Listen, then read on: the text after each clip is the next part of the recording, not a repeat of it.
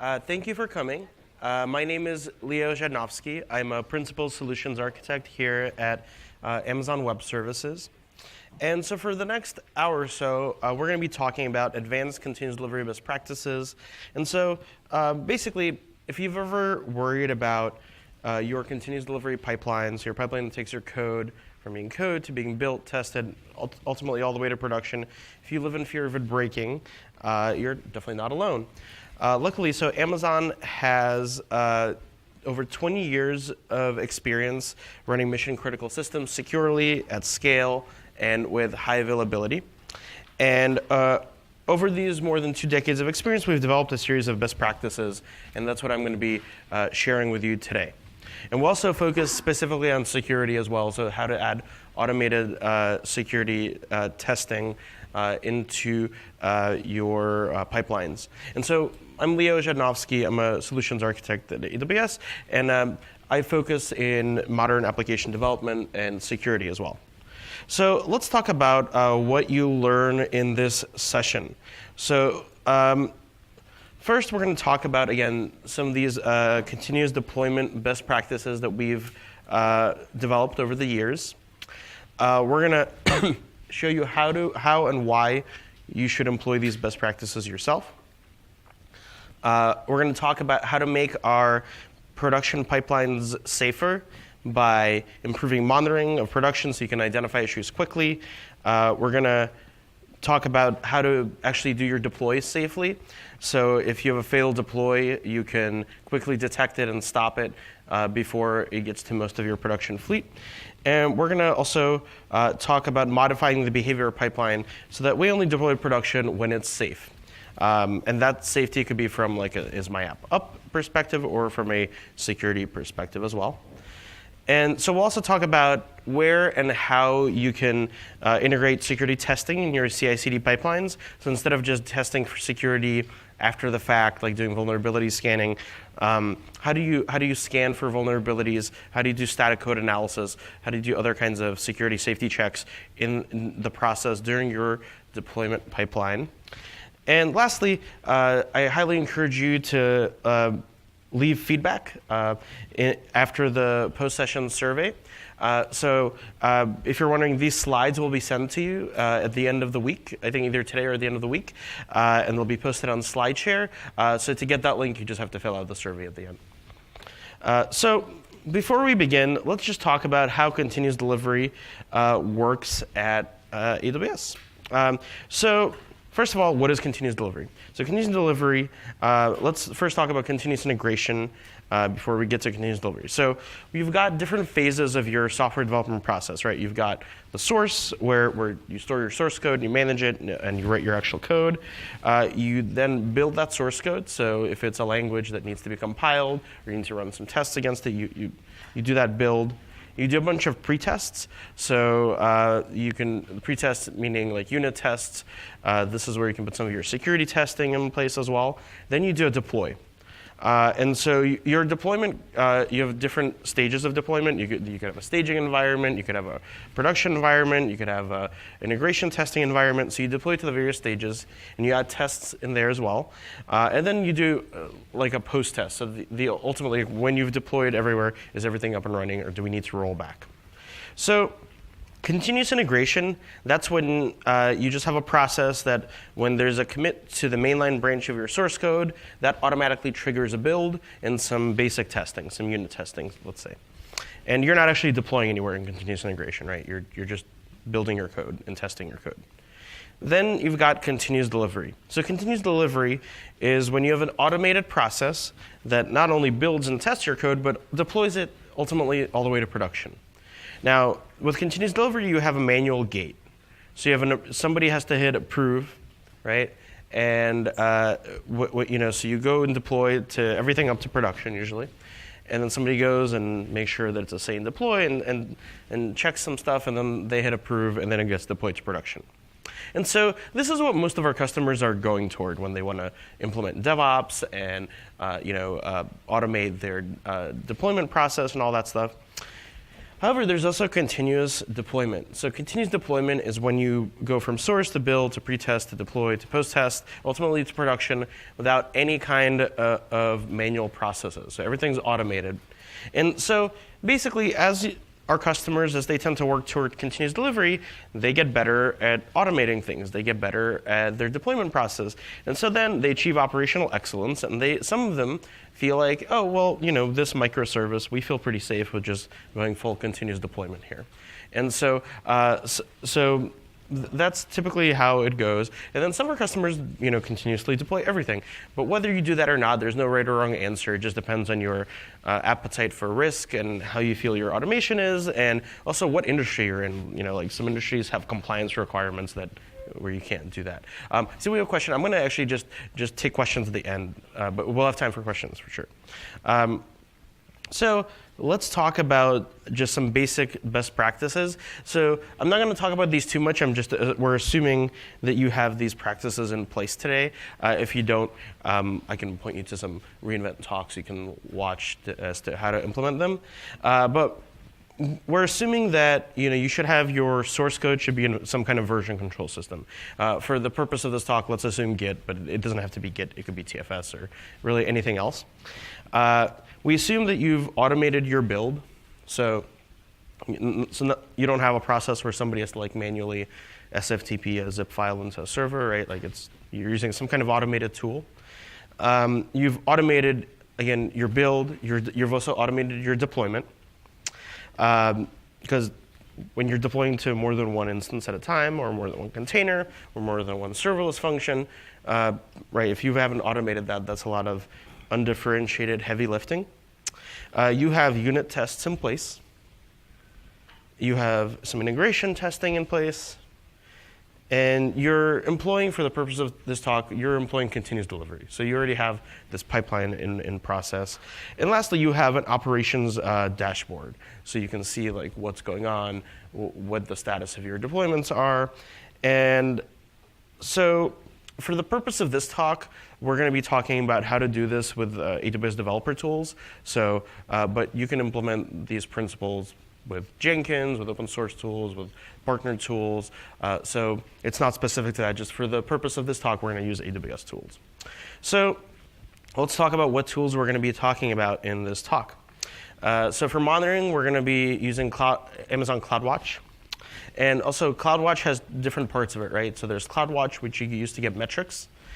So you can set alarms on those metrics to trigger actions. So for example, we can see if a deployment passed or failed based off of a CloudWatch metric. Then there's CloudWatch events. So CloudWatch events is when you get automatically notified when things happen in your AWS account, and then you can trigger, say, a Lambda function off a CloudWatch event. So we'll talk about that. And we're not going to talk about this too much, but you can do CloudWatch logs as well. So CloudWatch logs is centralized logging. So you can install an agent on your instances, for example, and it'll send your logs, whatever logs you tell it to CloudWatch logs. There's also CloudWatch logs integration with things like RDS and Lambda.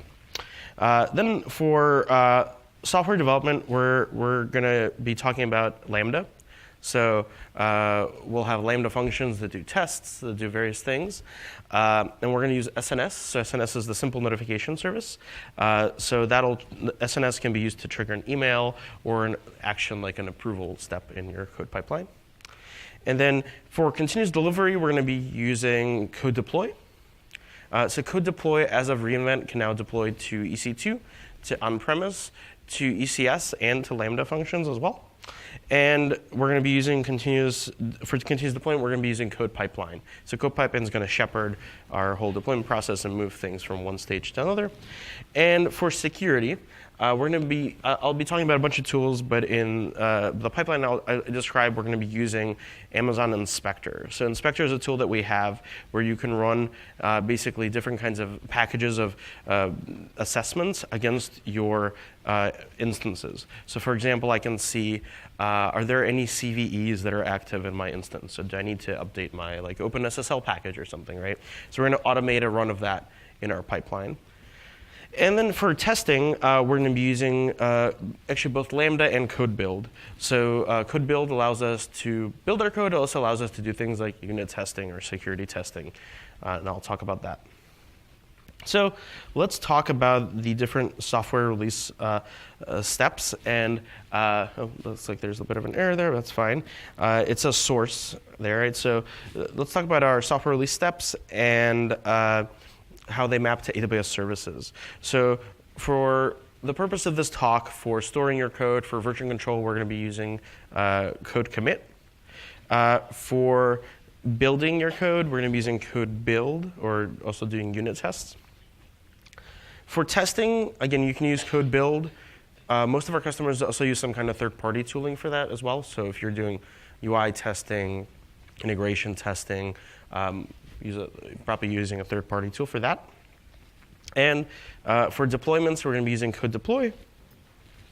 And again, CodePipeline is going to be shepherding all these things across. So one thing we're not going to be really talking about in the talk today, but you should be aware of, is we have a service called CodeStar. So CodeStar is basically a unified UI. And you can go into it and you can say, I would like to start a Node.js project that uses Elastic Beanstalk and code commit. And it'll provision instances of all those services for you.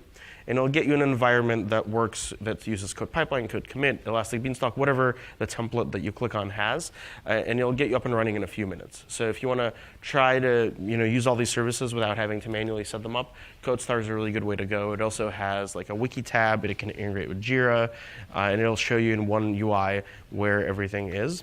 So it's a good place for some testing. And so for monitoring, we're going to be, you could use, again, CloudWatch, and we also have a service called X-Ray. So X-Ray basically allows you to do traces on your code. So you can say, oh, well, this database call was taking a while, right? I should probably optimize that. Now, in terms of our DevOps portfolio, all the stuff on the left side of the screen, that's all of our developer tools, which I already talked about. And then we also have some infrastructure as code tools. So there's AWS CloudFormation. So CloudFormation is really important, and a lot of our customers use it to do their automation. So if you're not familiar with CloudFormation, CloudFormation basically allows you to write a YAML or JSON template. That template defines your infrastructure, so your ELBs, your VPCs, your instances, your ECS clusters, whatever it is that you're building in AWS, you write a template out for it, and you can deploy it off that template. And so that's describing your infrastructure as code. So then if you want to set up a dev environment, you just send somebody the CloudFormation template, and then they can spin it up. You can do nested templates. You can do cross-template references with outputs and inputs and stuff. There's parameters. So it's a really powerful service, and a lot of our customers use it to achieve automation. And so it's super useful. We also have OpsWorks. So OpsWorks is a service that allows you, it's basically managed Chef or Puppet. So if you're using Chef or Puppet to configure your instances and you don't want to have to manage those, you'd use OpsWorks for that. And in terms of monitoring and logging, so we talked about CloudWatch and X-Ray. We also have AWS CloudTrail. So CloudTrail, especially for security, is super important. So CloudTrail is an auditing tool. So anytime that you do something in AWS, whether it's through our SDKs or APIs or CLI or the web console, that's an API action of some kind or multiple API actions. So those get logged in CloudTrail. And so then if you want to see, oh, well, who changed this security group or who launched this instance, you can go back and look at your CloudTrail logs and see who did it. And so you can also alarm off of your CloudTrail logs, so you can be notified if certain high-risk actions happen, like somebody logged in as the root user without an MFA or something like that, right? You can alarm on that. So that's a really important service. And then we have AWS Config. And so config basically allows you to record your account, and it'll record certain resources in your account and a history of what's going on with them. So for example, it will record all the EC2 instances that you have running, the instance IDs, the security groups associated with them, what load balancers they're attached to. So once you hit record, you can go back at any point in time and see what was my account doing at this point in time. And also config has something called config rules. So you can create rules and then see your compliance against those rules. So for example, you can create a rule saying, I would like all my instances to have the following tags. So they have to have a name tag, they have to have a cost center tag, they have to have an environment tag. And then you can see which instances are not compliant with that rule. And so you can write those rules with Lambda functions. So it can get pretty flexible, and we'll have an example of a config rule in this talk as well. So lastly, before we get down to specific best practices, let's just talk really quickly about our security portfolio. So this isn't actually all of our security services, just some of them. But we've got IAM. So IAM allows you to control what parts of your AWS account your users and your apps have access to. So you can say, OK, this IAM user can upload to this S3 bucket, but not use EC2. Or this application, it can trigger this Athena query, but not do anything else. And then there's Cognito. So Cognito is like basically a system that allows you to manage credentials and logins. Guard Duty. So Guard Duty allows you to, it alerts on things that happen in your account. For example, your instance is talking to a known botnet. It will alert on that. So you can do that. There's Inspector, which I talked about. There's Certificate Manager. So Certificate Manager allows you to create SSL certs. They're free. You can create wildcard certs. You can attach them to your, for example, ELBs or ALBs. And after you do that, it'll handle the renewals for you. You can also do a private certificate authority with ACM. There's Cloud HSM, which allows you, it's basically it's an HSM that's managed. So if you're doing things like credit card transactions, you can use that. There's the directory service. So directory service is a managed directory. For example, you can manage the Active Directory in there. And lastly, there's a firewall manager. So that allows you to handle your WAF rules across accounts. So just two more things that we announced at reInvent that are new. So there's Control Tower, which is really important. So Control Tower, once that's going to be out, that will allow you to basically set up a baseline for your accounts. So it'll create, for example, a logging account for you and an auditing account. And then all your logs get sent to the logging account. Then you can have your auditors can log into the auditing account. And you can set up guardrails for your account. So as you grow in a multi-account strategy, you can have a security baseline that you enforce across your AWS accounts, which is a really good idea. And then we have Security Hub. So Security Hub is just a UI that centralizes a bunch of sources of security alerts for you. So you can get your Guard Duty alerts on there. It integrates with partner notifications as well. So if you're doing, you're scanning your containers with a partner like Twistlock, that can get integrated into Security Hub as well. So just one place for you to view your security events from various sources. And so going back to our release process, we're just going to model this process in CodePipeline. So just to show you, so this whole thing's the pipeline. And then we have different stages in here. So there's a source stage, a build stage, an integration stage, and a production stage. And then there's the actions, right? So each stage can have one or more actions. And those actions can be, they can be sequential, like the two actions in my integration here, or they can be parallel, so they can happen at the same time. And these actions can be a combination of triggering AWS services. We also support partner services as well. So for example, if you've got Jenkins, you can trigger an action in Jenkins from your code pipeline.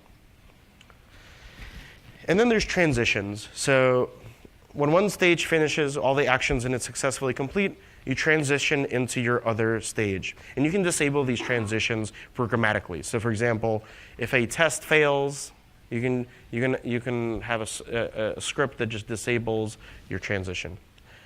So the way that a pipeline works is for it to get triggered, the source has to change. So you've changed your source code in code commit, and that triggers this whole pipeline. And then it goes from stage to stage to stage. And if everything succeeds, it's successful, and your code goes to production if that's what your pipeline's doing. If it doesn't succeed, it just stops until the next source change. So ultimately, you get to production. And for most of the examples in this talk, we're going to be using CodeDeploy, and we're going to be assuming that you're deploying to EC2 instances. However, if you want to learn how to do this for containers or for serverless, You can do that with CodePipeline as well.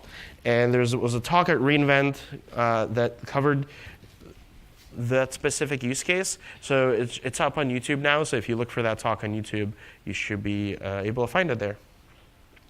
So step one, right, in doing this is just automation. So everything should be automated. So what does that actually mean? So that means that your pipeline should be defined as code. You shouldn't have somebody like, going, OK, I see a check-in in the code. Now I'm going to trigger a build. That should all be automated. Your code should be checked into a version control system. So code commit, GitHub, TFS, doesn't really matter which one, some kind of version control system.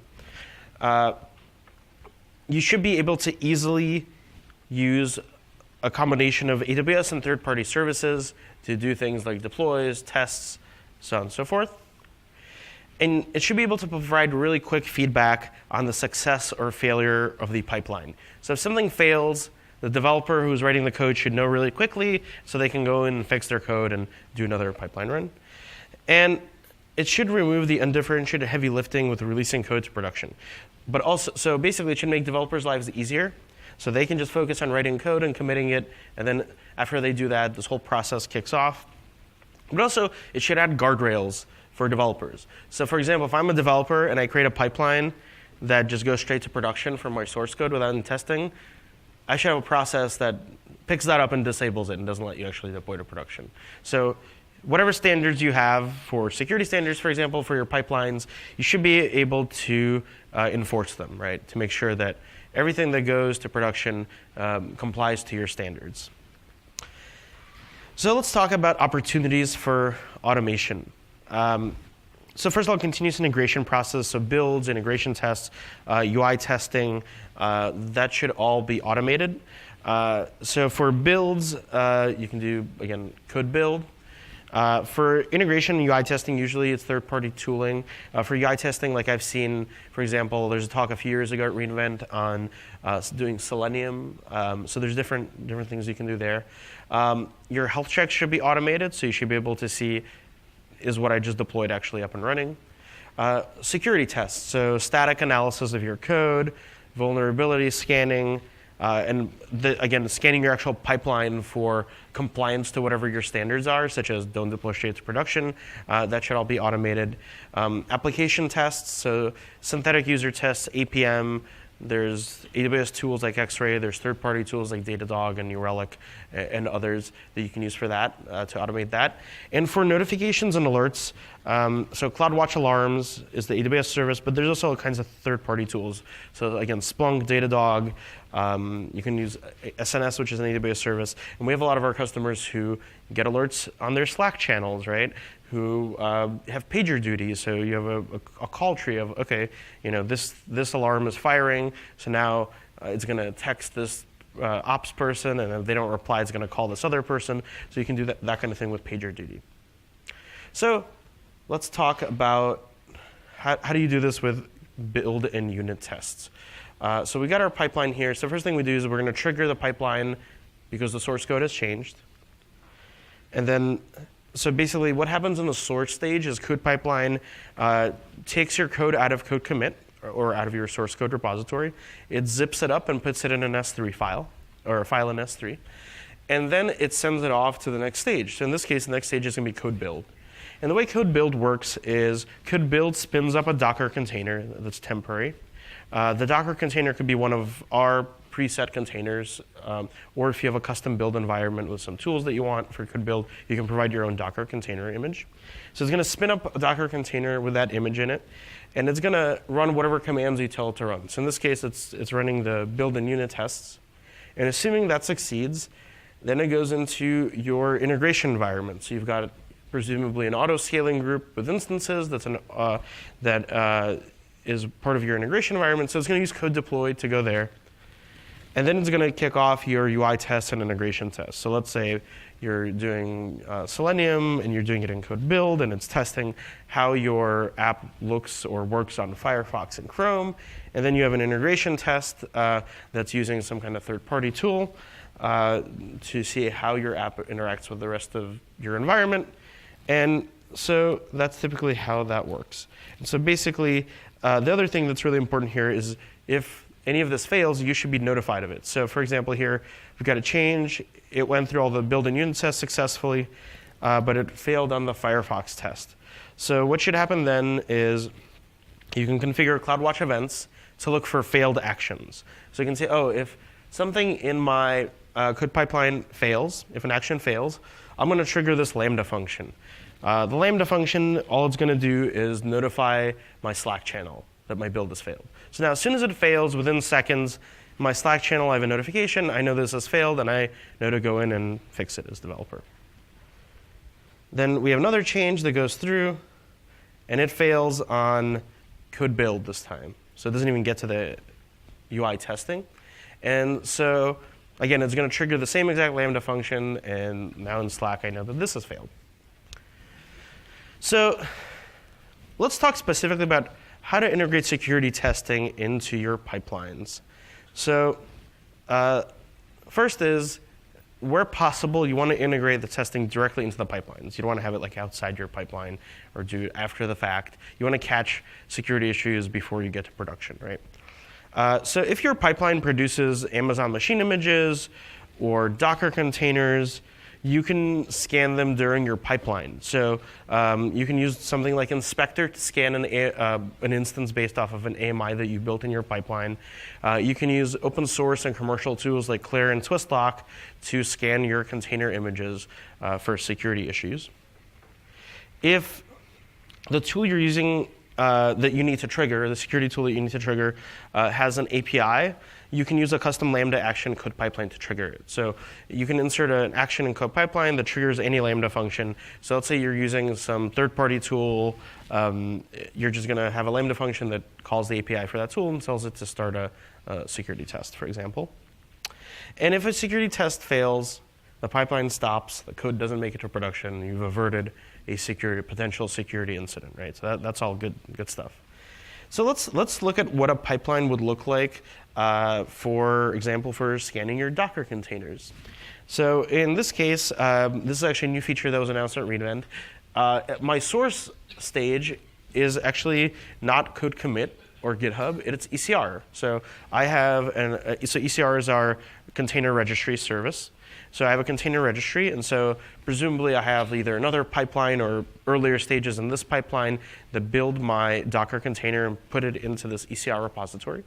And so this specific pipeline gets triggered off of changes in this ECR repository. So there's a new container that gets placed in my ECR repo.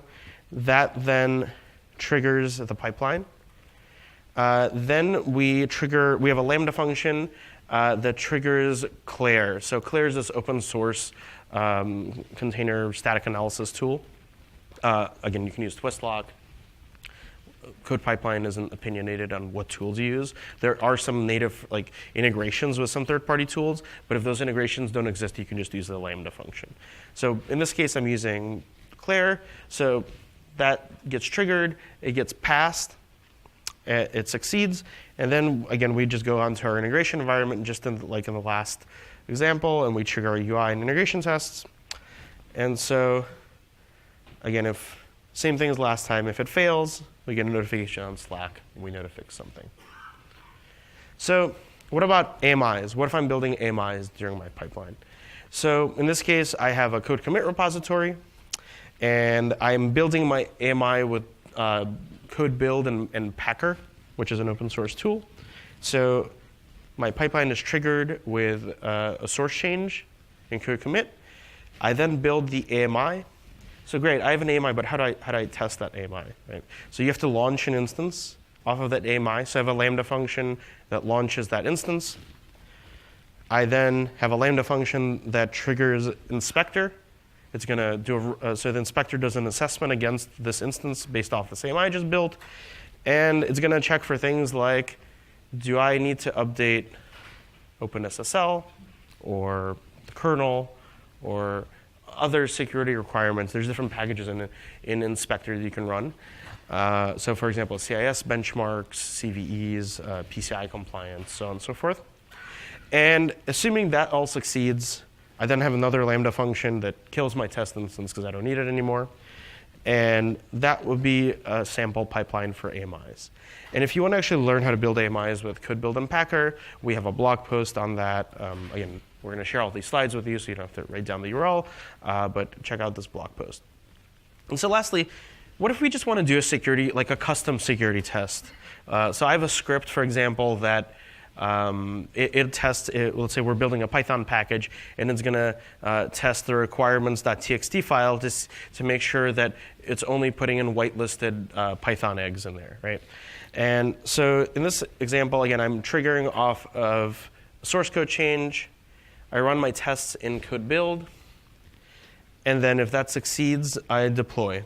And in this actual case, I could do CodeBuild, or I could do Lambda as well. So here's like a really simple security test. So again, I just have a whitelist.txt that lists all the whitelisted Python packages that I approve of. And if something that's in my requirements.txt is not in this whitelist.txt, it fails the security test. So another cool thing is I could do this through CodeBuild. And at reInvent, we actually launched Lambda, both custom environments and layers. So you can hook up Lambda, for example, to just run a bash script really easily now. You could do it before, you could do it more easily now.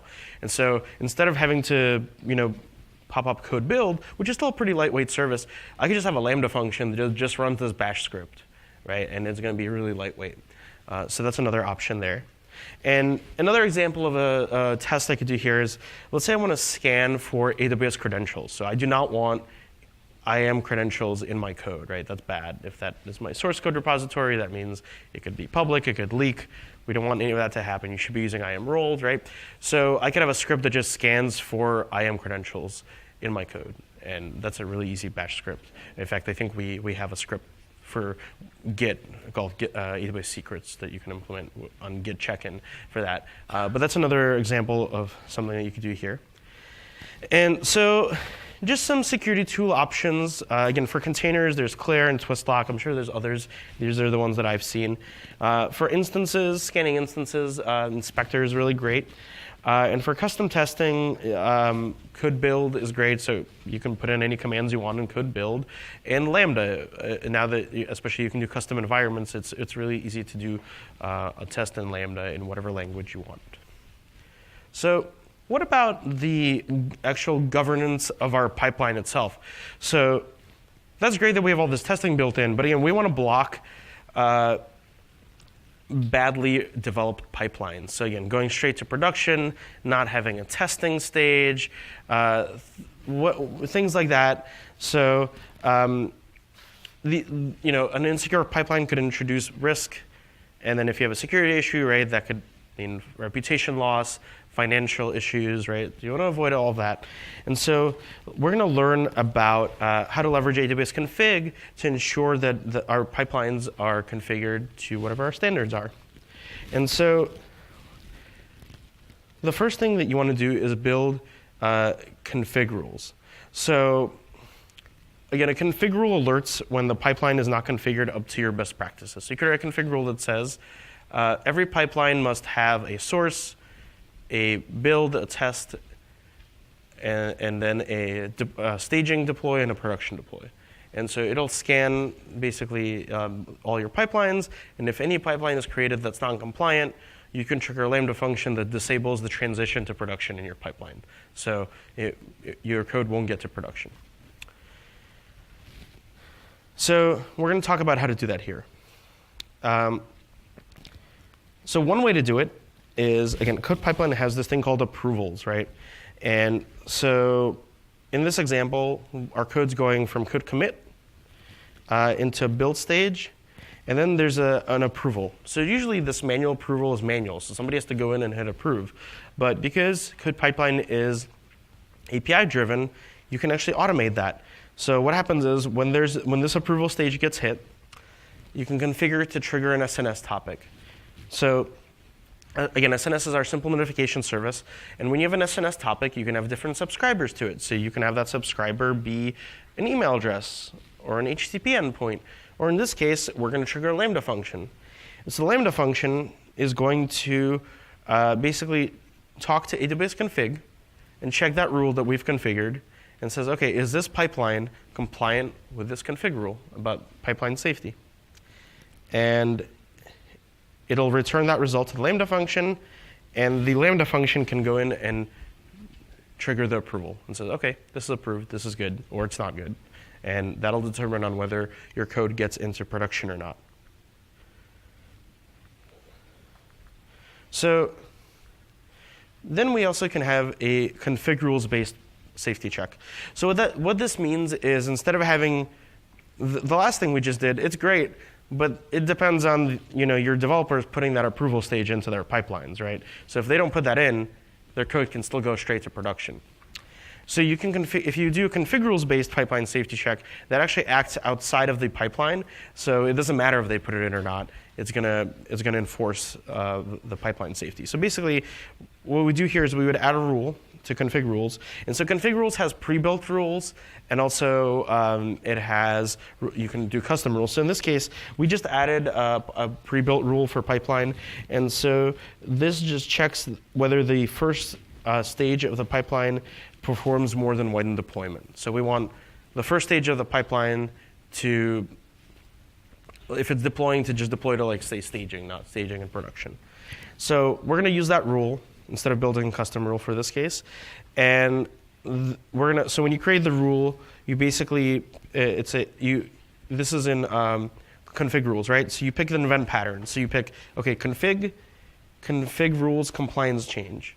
So, and then you pick that specific rule that you just created. And then you have it trigger a Lambda function, right? So basically what ends up happening is your pipeline's going on in the background, like it's triggering, right? There's no approval stage in the pipeline specific for this. But config rules is continuously monitoring this. And basically, it triggers a CloudWatch event. So anytime there's a change in your pipeline, that triggers a CloudWatch event. And the CloudWatch event, so when your config rule is non-compliant, that triggers a Lambda function that disables production. So basically, what it's going to do is it's going to disable that last transition to production. And so if your pipeline becomes non-compliant, your code stops making it to production, and the developer, if you configured your IAM right, doesn't have access to re-enable that transition.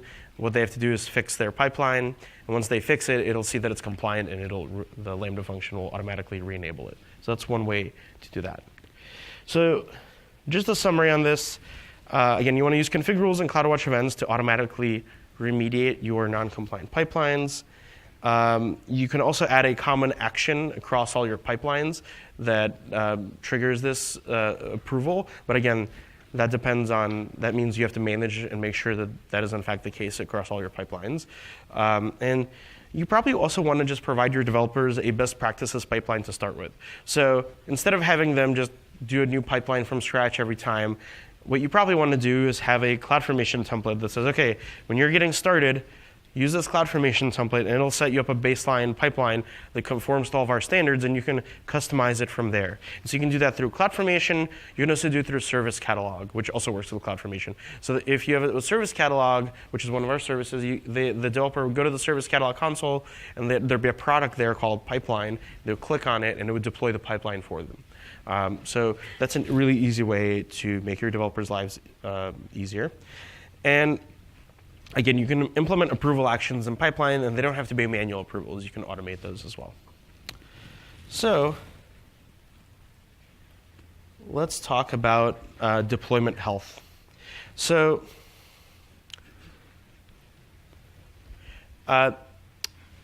you want to verify that when you deploy code, that it's actually, your deployment has succeeded, and your service that you're deploying to is actually healthy after the deploy. You don't want to have to do this manually, because if you do it manually, that's more time for your service to go down, for your customers to be unhappy, and it's all bad news, right? So let's take a look here. For example, there's two types of deployments, right, in CodeDeploy. There's rolling deployments and blue-green.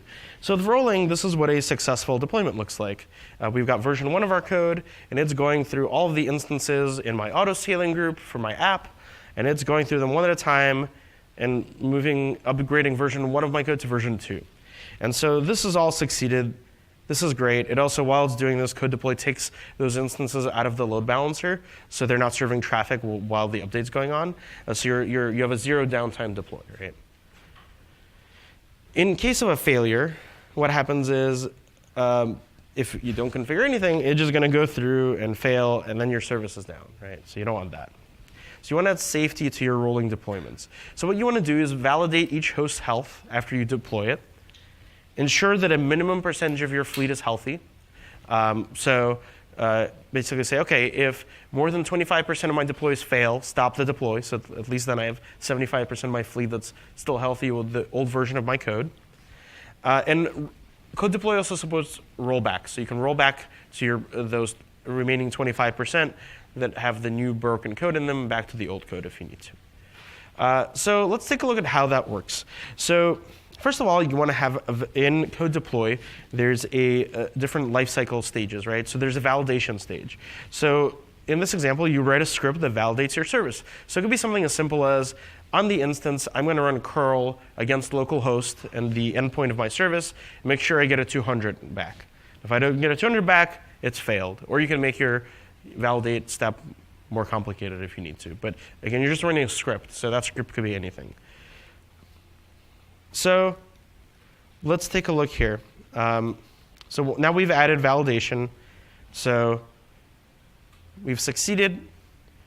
And then one of our instances fails. But everything else succeeded. So in this case, like maybe the instance failed because the underlying hardware on that instance has gone bad. So just that instance. It's not a systemic issue. So in this case, it's OK. We're just going to take that instance out of the load balancer. And it's still a successful deploy. It didn't hit our threshold to fail the whole deploy.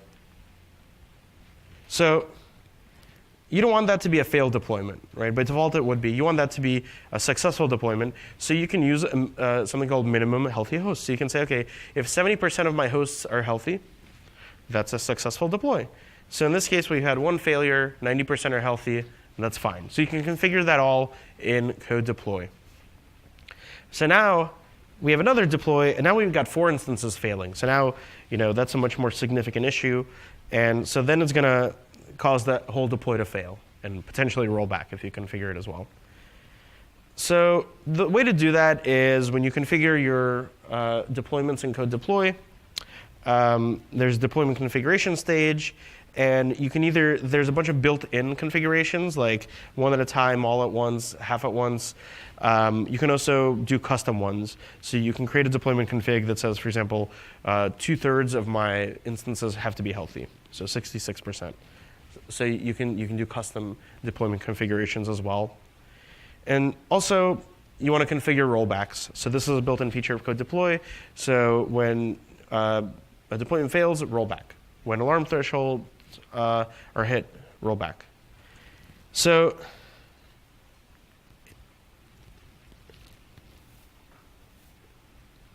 in this case, also, one other thing is you also want to send synthetic traffic to your deployments. So one thing you could possibly do is integrate load testing into your code pipeline. So you've deployed to your staging environment. You're going to trigger a load test.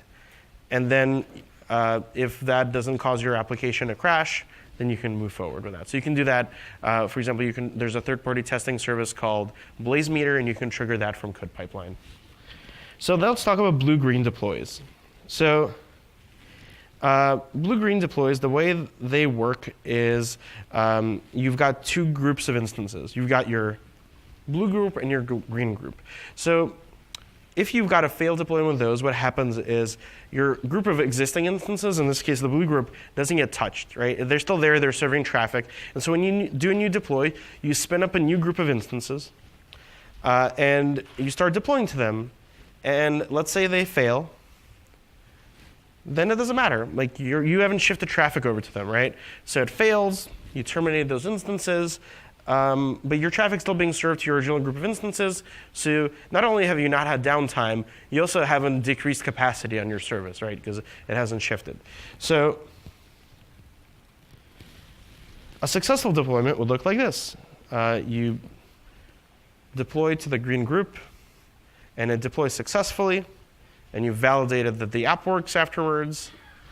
And that's when you shift over traffic And then you also can choose to keep your old instances around for a while. So let's say we're going to keep them around for a few hours. So if you discover a problem later, then you can just shift traffic back to the old instances. Also, this encourages immutable infrastructure, right? So what you can do is you're creating new sets of instances every time you do a deployment. So from a security perspective, that's really nice because A, your instances don't last for a long time. So if somebody's broken into them or something, right, like they're going to be around for an hour, great. And then the other thing that's really nice about it is you can disable SSH. You can disable remote desktop because those instances are constantly getting replaced. Unless you can have a break glass feature to, if you do need to log in, but you typically don't have to log into these instances, so that mitigates a lot of security risk. And then we also just announced recently a service called Session Manager. It's part of AWS SSM. And so with Session Manager, it basically lets you SSH or get a shell into your instances without having SSH open on it at all. So you go to the web UI or through a CLI, and you can open up a session in any instance if you have the right IAM permissions without having a port open, which is super nice. So take a look at that. And you don't even have to have an agent installed in these instances. They just have to be running a newish kernel on them. So now let's talk about lowering deployment risk by segmenting your deploys. So deployment failures happen. And you want to be prepared for that. You want to minimize the impact of a deployment failure. And you want to catch these issues before actual users do. Also, if you catch these failures, it's easier to roll back on a small segment of your app than everywhere. So as a best practice, you should break down your production deployment into multiple segments. So you deploy to a segment, and you test that segment to make sure your app is healthy in that segment. And then you keep repeating those until you've deployed everywhere. So for example, for Amazon, the typical deployment types are region. So we've got regions around the world. So when we deploy new features, the highest level of segmentation is the region. So you can deploy to US East 1, Virginia, then you can deploy to Oregon, US West 2, so on and so forth. Then within each region, you've got availability zones. So you've got at least 2 availability zones in each region. So you can deploy to one AZ at a time. And then within that AZ, you've got subzonal segmentation. So you can break that down so you can deploy to only a part of an AZ. And then lastly, you've got canary hosts. So you can deploy to a single host, and that's the smallest level. And make sure that and you still throw production traffic at it. So you make sure that it's healthy. And then if that canary host fails, you've had a bad deploy to a host, not to your whole service. So a typical deployment scenario is first you deploy to your canary deployment, and then you can deploy to so if that succeeds, you've got your region-based deployment. However, the more common one at Amazon is you do a canary deploy, then you do an availability zone-based deploy. So you go availability zone to availability zone to availability zone, and then after that you go to the next region. So at any of those points, you can stop and you can roll back if you need to. And so you basically go through each stage, and then after all of these, you do an automated test to make sure everything works. And then you go ahead if it works. So one thing you can do with CodeDeploy is you can segment your deploys by auto-scaling groups and by tags. So you can have auto-scaling group that is just one AZ, and you can have, let's say you have 3 AZs, you have 3 auto-scaling groups, 1 per AZ, and you can trigger a separate deploy to those one at a time. Or you can tag your instances in any way you like, and you can say, okay, I only want to deploy to this specific tag. So the way you configure that is when you edit your deployment group in CodeDeploy, you can basically choose which auto-scaling groups do I want to target, which tags do I want to target. So the way that works is you first deploy to the smallest segment. So you do a canary deployment. That's just to one instance. Then you do your tests. OK, so that succeeded. Then you deploy to AZ number 1. That succeeded. Then you go to AZ2 and AZ3. And if you noticed, for the AZ ones, we only do I don't have a post-deployment test in there, but that just I only had so much room on the slide. So you can do a post-deployment test after each of these. And then, this is new, You can also do this for regions. So it used to be in CodePipeline, there wasn't a support of like if my pipeline's in Virginia and I'm trying to deploy to a CodeDeploy application that's in Frankfurt, you couldn't do that natively in CodePipeline. Now you can. So you can trigger cross-region actions in CodePipeline. So you can now trigger this for other regions as well. And so again, you want to test each segment. So you want to look at your CloudWatch metrics, CloudWatch alarms, and if you're doing any kind of synthetic traffic test or anything, you want to make sure that your tests haven't timed out, that your application is responding in a reasonable amount of time. So you can for custom tests like this, you can extend CodePipeline with test actions, Lambda invoke actions, and custom actions. And so these all have a 1-hour timeout, just FYI. Then for approvals, you've got a 7-day timeout. So if you've got a manual approval or if you automated the manual approval, it'll automatically time out and fail your pipeline run within 7 days. So here's an example of using CodePipeline to trigger approvals to trigger tests. So again, you've got an approval stage here, and that triggers an SNS topic. The SNS topic triggers a Lambda function. The Lambda function then goes out, and what it does is it can check CloudWatch metrics, for example, and say, okay, I've done this deployment. Is CPU usage healthy? Is my response time healthy? Like whatever it is that you're keeping track of in CloudWatch. And if it is, then hit approve automatically. So the way you would do that is when you configure the manual approval, there's a field for SNS topic. So you put in your SNS topic in there, and then you add in the URL for review and the comments. And the comments, we've actually put in the approval data that our Lambda function is going to need in JSON format. And so the Lambda function, it's going to take a look at these metrics, and it's going to test against them. And so the way it's going to work is we've triggered a change. That change triggers my SNS topic, which goes to my Lambda function. And it can store this data in DynamoDB, which is a NoSQL data store. And we've got a different Lambda function that triggers off of new data being put in this DynamoDB table. And so it's going to evaluate the deploy against the metrics that we have. And so basically, they can also get triggered off of CloudWatch events. So CloudWatch events, you can trigger it on a schedule. So every 1 minute, it's going to evaluate that deploy, and it's going to look at CloudWatch. It's going to look at the, alarms, if any alarms are triggering. And basically, if it succeeds, it's going to go back and approve that change, and then you go to production.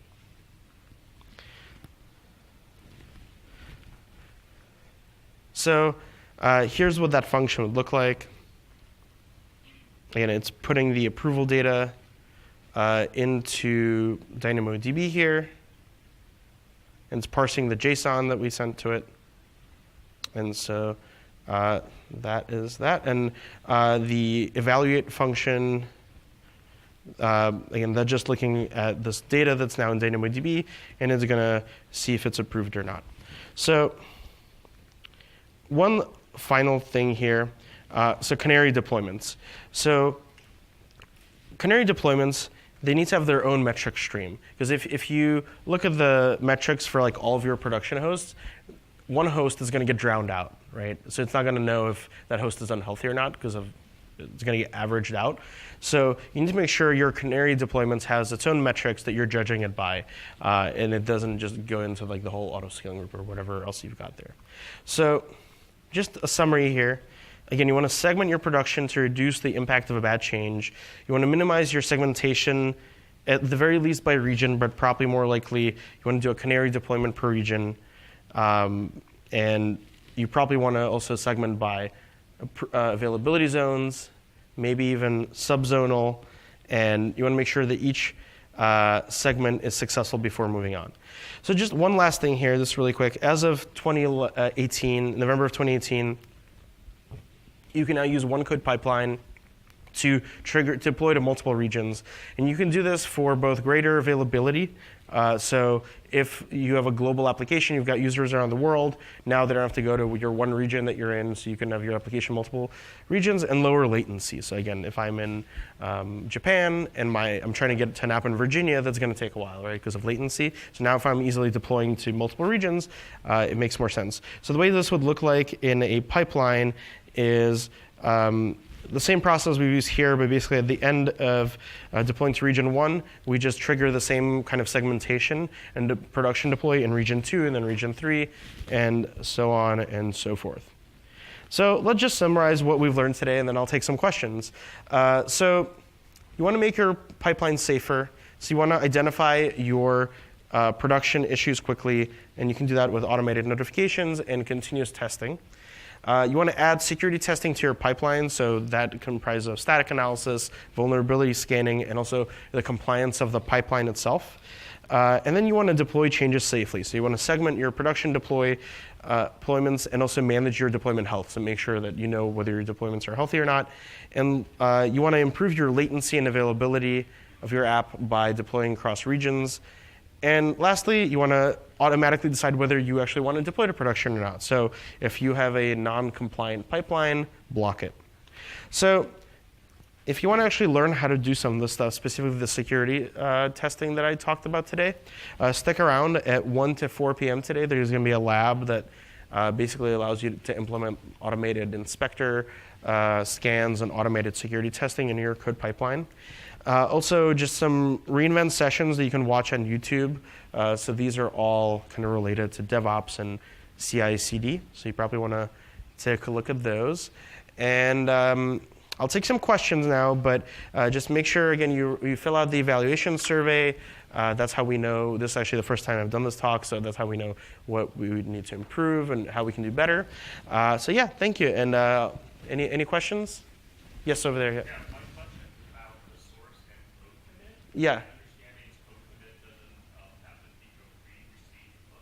Mm-hmm. And the other talks were asking is AWS allows you to get secrets locally. Yes. Do you know if there are other examples that kind of fall within that realm where you want to have security hooks or local like preventive security measures? Yeah. So the question is, code commit does not have pre-receive hooks. So what are some examples where you would do that on your laptop instead of through a pre-receive hook?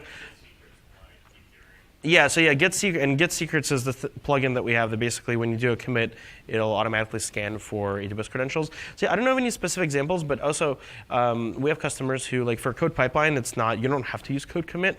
You use GitHub. You can also trigger off of ECR and an S3 repository. So if you're using just like GitLab or some Git thing that's not GitHub or a code commit, you can just have it do a post-receive hook that puts the commit into S3, and that's what triggers your pipeline. So you're not locked into using code. Yeah, and anything you can configure anything and send to S3. So yeah, that's what yeah, no problem. Any other questions? So from the Twitch stream, they want to know: do you offer consumer cloud storage? Do we offer consumer cloud storage? We have several storage services. So probably the most applicable would be, we have S3. So if you have an S3 bucket, you can upload whatever you want. It's an object store into that bucket, and you can configure that object to be public or private. Also, we have a service called WorkDocs. So WorkDocs is basically, it's tied to an Active Directory instance. And so that provides your authentication, and it's once you get in, there's a sync agent, so you can install on your laptop. You can upload, it automatically syncs the files in the WorkDocs folder up there, and then you can share it with other people in your organization or create a shareable link to it. So those are probably the two services that are most applicable to consumer cloud storage that we have. Yes?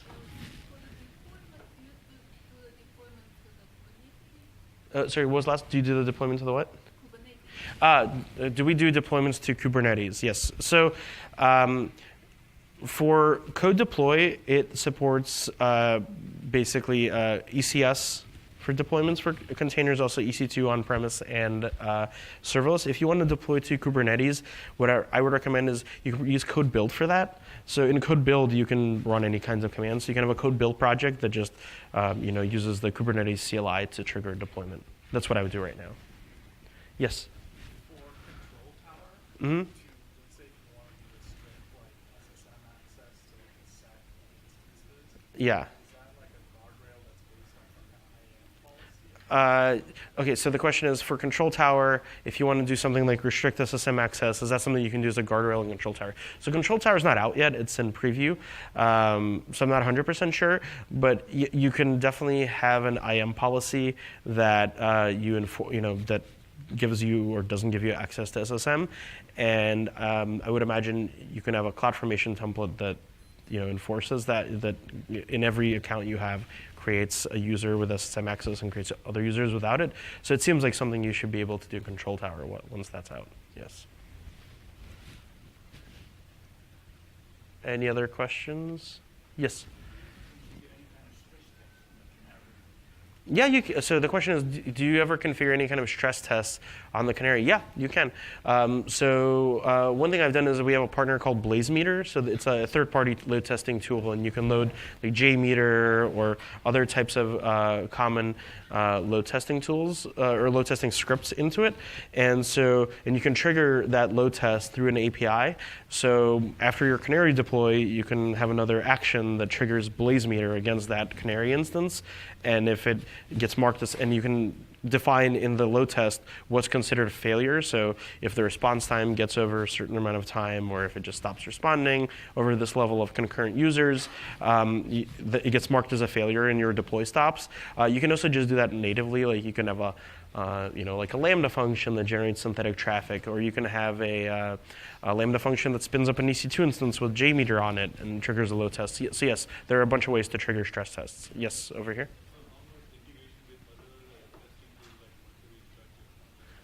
Yes, what about integration with other testing tools? So there's a set of test tools that are integrated with CodePipeline.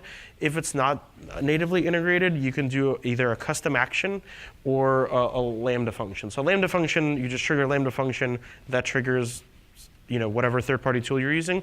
Or if you have the third-party tool is running on an EC2 instance, you can have you write a plugin that runs on your EC2 instance and talks to CodePipeline. So when that stage happens, it triggers the custom action that then talks to your EC2 instance. The EC2 instance is basically just checking in with the pipeline. Do I need to run my custom action or not? And when the pipeline tells it yes, you do, it'll trigger that testing tool on the instance. So yeah, there are ways to integrate any kind of testing tool with CodePipeline. Yes?